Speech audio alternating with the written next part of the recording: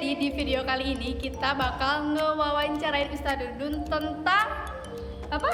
Tentang perihal jenazah. Nah, kalian pasti penasaran kan? Lihat ya videonya. Ayo. Innalillah nahmaduhu wa nasta'inuhu wa nastaghfiruh wa na'udzu billahi min syururi anfusina wa min sayyiati a'malina may yahdihillahu fala mudhillalah wa may yudhlil fala hadiyalah. Wa asyhadu an la ilaha illallah wa asyhadu anna Muhammadan abduhu wa rasuluh. Amma ba'd. Jadi kita semua di sini akan membahas mewawancara Ustadz Dudun seputar jenazah. Bapak, boleh gak sih mencium orang yang sudah meninggal?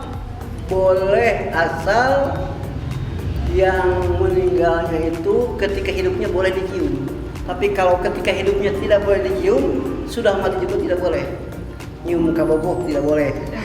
Menyium istri suami itu boleh, anak cucu boleh. Terus Bapak bagaimana seharusnya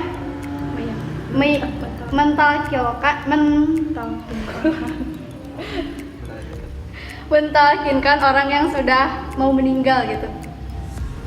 Mentalkinkan orang yang sudah mau meninggal memang itu ada perintahnya. Kata Rasulullah, lakinu mautakum la ilaha illallah. Telekinkanlah, tuntunlah orang yang akan mati di antara kamu dengan ucapan la ilaha illallah. Maut di situ artinya akan mati, bukan sudah mati. Karena keterangan selanjutnya, barang siapa yang akhir kataannya man kana akhiru kalamihi la ilaha illallah dakhalal jannah. Barang siapa yang akhir perkataannya la ilaha illallah dijamin masuk surga. Jadi berarti mayit itu di situ artinya, maut itu artinya orang yang hampir mati, bukan orang yang sudah mati. Dengan talqinnya la ilaha illallah. Juga jangan terlalu disentak-sentak dengan seorang, dengan suara, dengan jelas la ilaha illallah, sehingga dia bisa mengikutinya. Terus. Jadi Ustaz, bolehkah suami memandikan jenazah istri yang telah diceraikan? Istri bukan itu. Iya, istri Suami. tapi udah diceraikan. Istri gitu. bukan itu. Bukan. Jadi bukan. Oh, tidak boleh. Tidak boleh, itu bukan istri. Itu jawab itu aja. Bagaimana cara memandikan jenazah yang rusak tubuhnya, Ustaz? Memandikan jenazah yang rusak tubuhnya, bagaimana tingkat kerusakannya? Tapi kalau hanya rusak tapi masih utuh, biasanya masih utuh, ada dari kaki sampai kepala ada nggak hilang, tapi sudah ada apa? Sobek-sobek, gunyur-gunyur, itu dimandikan biasa-biasa saja. Tentunya dengan ketelitian yang lebih teliti, karena takut menyakitkan. Terus Ustadz, siapakah yang lebih utama menjadi imam sholat jenazah, imam masjid atau wali mayit? Dalam menjadikan imam mayit, imam jenazah, tentunya orang yang paling tahu tentang bab itu, lebih tahu tentang urusan itu. Jadi ya, kalau disebut mana yang paling utama, tentunya kalau imam masjid bisa jadi orang yang sudah tahu. Tapi kalau keluarganya masih ada orang-orang yang kurang tepat, kurang tahu. Tapi di sini Bapak nggak bisa mana yang lebih utama. Tapi sepertinya ini yang lebih utama itu yang diyakinkan oleh kita, dia itu bisa atau pandai menyolatkan sesuai sunnah. Terus apa hukum melaksanakan sholat gaib dan bagaimana caranya? Hukum melaksanakan sholat gaib mahiyat sama saja hukumnya dengan menyolatkan jenazah yang hadir. Sama saja hukumnya fardu kifayah. Fardu kifayah itu wajib, tapi tidak kalau ada yang sudah mengerjakannya bisa menjadi bisa menjadi pengganti dari yang lainnya. Jadi yang lainnya gugur kewajibannya. Nah, kemudian cara menyolatkannya ya tidak usah menghadap mayitnya, karena mayitnya gaib. Bisa jadi masjidnya ada di belakang, artinya bisa jadi masjidnya mayitnya ada di depan. Seperti kalaulah kita di Sukabumi menyolatkan gaib orang yang ada di Bandung, pasti mayat itu di belakang. Tapi kalau mayitnya di Mekah, pasti di mana? Di depan. Nah, seperti itu. Juga dalam menyolatkan gaib ini harus jelas dulu. Ada prediksi atau ada perkiraan, di sana tidak ada yang menyolatkan seperti itu. Seperti Rasulullah SAW menyolatkan Raja Habsyi. Siapa Raja Habsyi namanya? An-Najasyi, gitu ya. An-Najasyi. Itu kan diperkirakan di sana tidak ada yang menyolatkan. Itu sepengetahuan anak gitu. Apakah jenazah janin juga harus disolatkan? Jenazah janin apakah harus disolatkan? Anak bertanya dulu, mahwal janin, apa janin itu? Bayi yang belum jadi.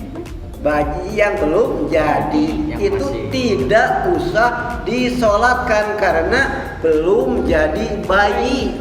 Tapi kalau usianya sudah 4 bulan lebih, sudah berbentuk manusia dan sudah diberi diberi ruh, nah itu dianggap itu sudah menjadi manusia, itu harus disolatkan. Juga anak-anak kecil ya harus disolatkan. Cara menyolatkannya sama seperti menyolatkan orang dewasa, tapi dalam salah satu rakaatnya harus ada doa, Allahumma alhu, ya Allah jadikan si mayat ini salapan wa khairan, sebagai tabungan dan kebaikan.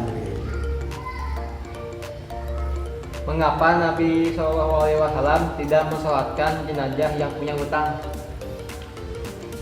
Mengapa Nabi SAW tidak menyolatkan orang yang punya hutang? Nah, ini persoalannya karena dia punya apa? Punya hutang. Dalam keterangan diterangkan bahwa doa Nabi termasuk dalam sholat mayat, itulah doa yang pasti diijabah. Doa yang pasti diijabah. Sementara ganjaran orang atau kebaikan-kebaikan orang itu terhalang oleh hutangnya. Al-mayitu murtahinun bidainihi. Si mayit itu akan terhalang kebaikannya karena hutangnya.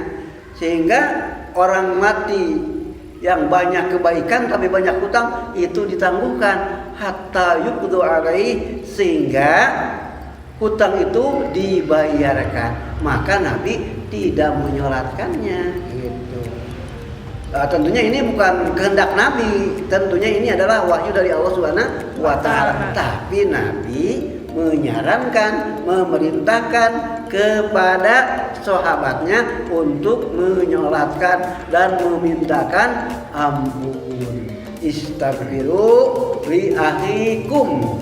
Hendaklah kamu memintakan ampun untuk saudara-saudaramu yang meninggal. Fa innahul an yus'alu, karena sekarang dia itu akan dihadapkan kepada pertanyaan-pertanyaan dari Allah Subhanahu wa taala.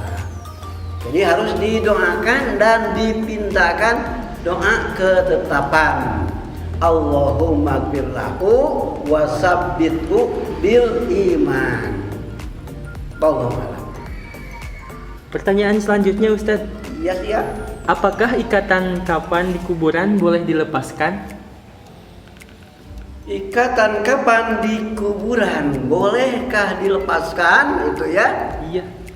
Kalau kita melihat kepada apa ikatan kafan, dilihat dari mengikatnya juga tidak diperintahkan. Kunaon maka dibengket. Aya perintahna, tidak ada perintah untuk dibengket gitu. Kemudian membuka juga tidak ada perintah untuk membuka. Karena tidak ada perintah dikembalikan al aslu al ibaha. Sesuatu itu adalah boleh karena mengikat dan membuka itu termasuk urusan teknik, urusan agama. Wallahu a'lam. Apa hukum azan dan iqomat ketika menguburkan jenazah? Hukum qomat dan azan ketika menguburkan jenazah, apakah bisa sambil duduk sambil nagog seperti itu ya? Kan gini Mang Idimnya ada seseorang yang apa? Yang ada di kuburan sebagai nagog. Nah, jadi karena agama itu bukan sekedar melaksanakan kemauan kita, tentu harus ada petunjuk apakah harus atau tidak. Nah, dalam melaksanakan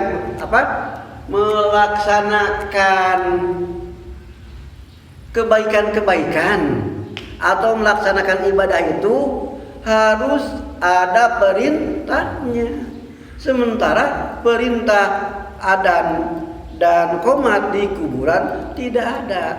Bahkan perintah adzan mah untuk memanggil sholat. Innama suri'al adzan lis-sholat.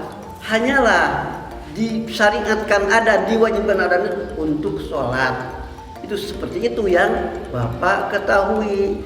Jadi itu perbuatan yang tidak diperintahkan oleh Allah dan Rasulullah. Kalau dikatakan hukumnya apa? Tentunya itu hukumnya termasuk baru atau al-bid'atu. Terus Bolehkah Ustadz nguburin jenazah pada waktu malam hari? boleh. Menguburkan malam jenazah di waktu malam hari. Nah, menurut keterangan ada hadis yang melarang, tidak boleh menguburkan mayat di malam hari. Kemudian ada lagi, tidak boleh menguburkan mayat di malam hari kecuali setelah disolatkan. Nah, para ulama hadis menyimpulkan keterangan itu, keterangan tentang mengubur mayat di malam hari. Tidak boleh itu karena darurat, atau tidak boleh itu kalau mengurangi hak-hak mayit. Sehingga dalam hadis tadi hatta yusolia, tidak boleh menguburkan mayit di malam hari kecuali setelah disolatkan. Jadi ini hubungannya dengan apa? Dengan hak-hak mayit. Jangan terburu-buru puting-puting dikubur padahal belum disolatkan. Malam-malam dikubur padahal mengkapaninya juga tidak mudah. Mengkapaninya juga tidak beres. Seperti itu. Terus Ustadz boleh gak sih laki-laki dan perempuan itu disatuin dalam satu liang kubur, liang lahat? Bolehkah laki-laki dan perempuan disatu kuburkan? Ya jika mau borot Sementara kan di kita tidak madorot, masih banyak lahan-lahan. Ya, tentunya kalau di kita lebih baik laki-laki bisa, perempuan bisa. Tapi kalaulah terdesak atau madorot, bisa boleh, bisa tidak. Mana yang boleh? Tentunya bagi orang yang suami istri yang muhrim itu ya, itu boleh. Tapi kalau tidak muhrim itu tidak boleh. Karena manusia itu yang diharamkan ketika hidupnya haram pula ketika meninggalnya. Noelan awewe tah kamu kadi haram gitu teh geus mau ditawelan sama haram. Nah sama juga duganya menyatukan satu ruangan, satu rumah berdekatan gitunya, orang yang belum menikah tidak boleh. Nah di kuburnya juga tidak boleh seperti itu. Terus Ustadz, apa hukum ziarah kubur bagi wanita? Ziarah kubur sebelumnya semuanya dulu. Ziarah kubur itu asalnya tidak boleh. Ingat, kuntu nahaitukum an ziyaratil kubur fazuruha. Rasulullah bersabda, aku pernah melarang kamu untuk ziarah kubur. Tapi sekarang silahkan kamu berziarah. Jadi asalnya berziarah itu boleh. Kenapa disebutkan boleh? Bukan harus, tapi boleh. Sekalipun dia di situ fazuruha dengan fi'il apa? Fi'il apa? Fi'il amr. Al-amru itu menunjukkan perintah. Perintah itu kebanyakan menunjukkan wajib, tapi tidak setiap fi'il amr itu wajib. Kalau al-amru ba'dan nahyi, perintah setelah pelarangan, itu lil ibahah, menunjukkan boleh. Jadi bukan menunjukkan harus. Tadi Rasulullah menerangkan, aku dulu pernah melarang kamu ziarah kubur, tapi sekarang berziarahlah. Jadi itu boleh. Nah, bagaimana ya? Kenapa dulu melarang ziarah kubur? Karena dulu itu ziarah kuburnya seperti ala jahiliyah, cara jahiliyah. Ziarah kubur itu minta-minta kepada yang sudah meninggal atau menangis, meraung. Tapi sekarang mah setelah akidahnya kuat, ziarah kubur itu tadkiratun lil maut. Ziarah kubur itu ialah mengingatkan kepada kematian. Nah, sementara bagi perempuan ada beberapa hadis yang melarang perempuan ziarah ke kuburan, perempuan mengikuti jenazah ke kuburan. Ya, sok carikan indung nu maut, ibu yang mati, perempuan itu lebih baik tinggal di rumah saja. Akan tetapi ya ulama-ulama banyak mengatakan, ulama-ulama hadis itu larangannya tidak sampai haram, tapi hanya sampai makruh. Jadi sebaiknya perempuan itu tidak ikut kemana? Ke kuburan, apalagi ikut di kubur. Masih hidup. Masih ada? Apabila tulang-tulang mayit yang sudah hancur, bolehkah dipindahkan ke tempat lain, Ustaz? Tulang mayit yang sudah hancur boleh dipindahkan. Apalagi kalau si kuburannya itu akan dipakai lagi oleh yang lain, itu boleh. Hanya Bapak belum tahu berapa lama batasannya. Kan sementara sekarang di mana? Di Madinah atau di Mekah, di kuburan-kuburan itu setiap tahunnya kan ada yang mati, ada yang dikubur. Tapi hampir setiap tahun juga digali lagi, dipindahkan, diganti dengan yang baru. Nah, seperti itu. Jadi intinya boleh. Ustaz, bagaimana hukum membeli mayat untuk keperluan di otopsi gitu, kayak apa sih, penelitian gitu?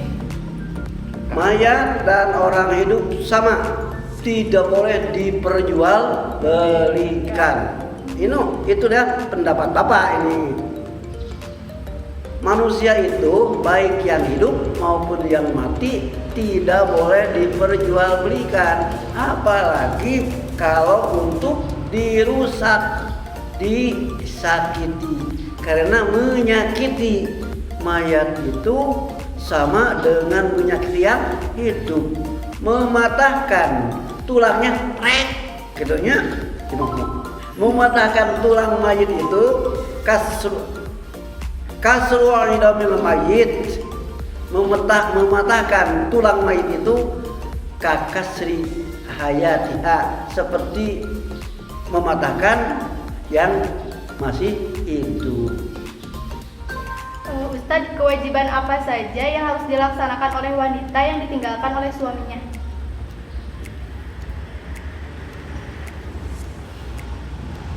Kewajiban apa saja? Kewajiban kan secara umum sama dengan kewajiban yang lain, tapi ini yang yang berhubungan dengan ditinggalkan mati ialah kewajiban menjaga diri, tidak boleh bersolek selama 4 bulan 10 hari. Tong waka dangdan, tong waka beger. Nah, seperti itu. Nah, kemudian kewajibannya harus memperhatikan hak-hak mayit, ya, juga keluarganya harus memperhatikan hak-hak yang hidup. Ialah dalam masalah harta. Yang mati itu kan umpamanya meninggalkan harta, baik yang matinya itu suami atau istri, anak atau bapak, ibu atau cucu, ya, yang meninggalkan hartanya itu harus dikembalikan sesuai dengan faraid, hukum waris, seperti itu. Ya, Ustaz, mungkin cukup sekian dari pertanyaan ini. Terima kasih sudah menjawab pertanyaan-pertanyaan dari kami. Insya Allah berguna untuk kami juga semua, Ustaz. Nah, jawaban kami hanya sederhana, tidak mendetil. Nah, itu untuk detailnya kamu lihat lagi pelajaran, buka lagi pelajaran. Ini pelajaran, jawaban spontan saja, spontanitas. Tapi untuk lebih lanjutnya mengenai tahu dalil-dalilnya, saya dan kamu harus banyak lagi mempelajari babul mayit. Nah, kemudian ya ada yang tadi terlewat dan tidak ditanyakan, juga tidak terjawab, tidak tercover jawaban anak katanya. Nah, ini tentang mayit tadi ada pertanyaan, bolehkah membuka tali mayit, ikatan mayit? Itu boleh saja, karena asalnya tidak diperintah, juga tidak dilarang. Hanya ini buka-buka saja, jangan dibuka terus dibawa dijimat, nggak boleh gitu ya. Kemudian hanya dibuka ikatannya, bukan dibuka badannya. Sementara kita lihat orang-orang kalau menguburkan mayat itu suka dibuka wajahnya dan dibuka tumitnya. Kalau Ustadz turun ke bawah, orang lain di atas, itu wajahnya buka, tumitnya buka. Ku Ustad tadi kumaha tadi jawab cicing ge Ustad mah teu ngalobakeun ngomong. Buka udah, padahal udah sate mau buka apanya? Talinya. Nah, itu sementara ada keterangan, sekalipun keterangan itu ya tidak menyebutkan hadisnya. Hadis itu ada keterangan wa yunha an kasbil wajhi atau dengikeun geus ya. Wa yunha an kasbil wajhi. Nah, sok lagi. Wa yunaha An kasbil wajhi an kasbil wajhi dan dilarang dan dilarang membuka wajah. membuka wajah. Itu ada dalam panduan pengurusan mayit. Di situ ada keterangan wa yunha an kasbil wajhi. Sudah saja situ. Jazakallah ya Ustaz. Ya, sama-sama. Qul qouli hada wastaghfirullahaladzim. Wassalamualaikum warahmatullahi wabarakatuh. Waalaikumsalam warahmatullahi wabarakatuh.